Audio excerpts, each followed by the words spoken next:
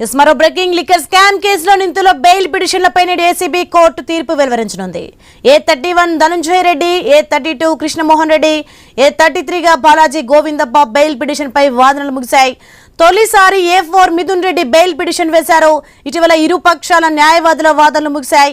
A2 Vasudeva Reddy, A3 Satyaprasad ముందస్తు bail పిటిషన్లపై విచారణ పూర్తయింది. రైట్, ఇదే అంశానికి సంబంధించి మరింత సమాచారం మా ప్రతినిధి కాంతి ఫోన్ లైన్ లో అందిస్తారు. కాంతి, లిక్కర్ స్కామ్ కేసులో నిందితుల బెయిల్ పిటిషన్లపై ఏసీబీ కోర్టు తీర్పు వెలువరించినట్టుగా తెలుస్తోంది. దీనికి సంబంధించిన డీటెయిల్స్ ఏంటి? సోని, లిక్కర్ స్కామ్ కేసులో ఈ రోజు పలువురు నిందితుల బెయిల్ పిటిషన్ పైన తీర్పు వెలువరించనుంది ఏసీబీ కోర్టు. ఇప్పటికే పలుమార్లు బెయిల్ కోసం దాఖలు చేసుకోగా కొన్నిసార్లు రిజెక్ట్ చేశారు. హైకోర్టు కూడా వెళ్లిన నేపథ్యం ఉంది. ఈ నేపథ్యంలో ఈ రోజు ఇచ్చేటువంటి ఏసీబీ కోర్టు ఇచ్చేటువంటి తీర్పు వల్ల బెయిల్ వస్తుందా రాదా అనే దానికి సంబంధించినంత వరకు కూడా ఇప్పటికే ఆల్రెడీ ఇరు పక్షాల న్యాయవాదులు కూడా తమ వాదనలు వినిపించడం జరిగింది.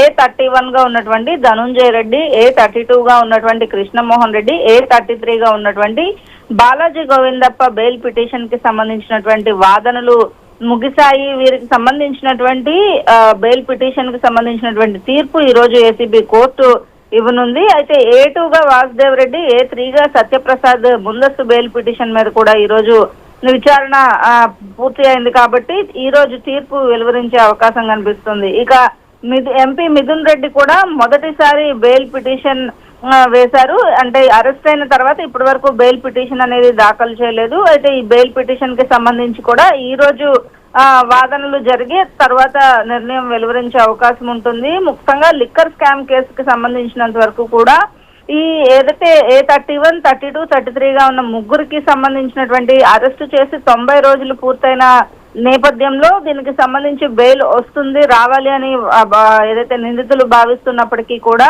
వీరి పాత్ర ఎంత ఉంది, ఎక్కడి నుంచి ఎక్కడికి ఈ ముడుపులన్నీ చేరాయి అనే అంశాలన్నింటినీ కూడా ఇప్పటికే ఏసీబీ కోర్టులో న్యాయవాదులు వినిపించడం జరిగింది. ఈ నేపథ్యంలో దీనికి సంబంధించినంత వరకు కూడా కోర్టు ఎటువంటి నిర్ణయం తీసుకుంటుంది, అలాగే ఛార్జ్ షీట్ లో కూడా వీరి పేర్లను ప్రస్తావించారు కాబట్టి ఎటువంటి నిర్ణయం న్యాయమూర్తి తీసుకుంటారనేది వేచి చూడాల్సిన పరిస్థితి. Sonia, right, thanks for the updates Kanthi.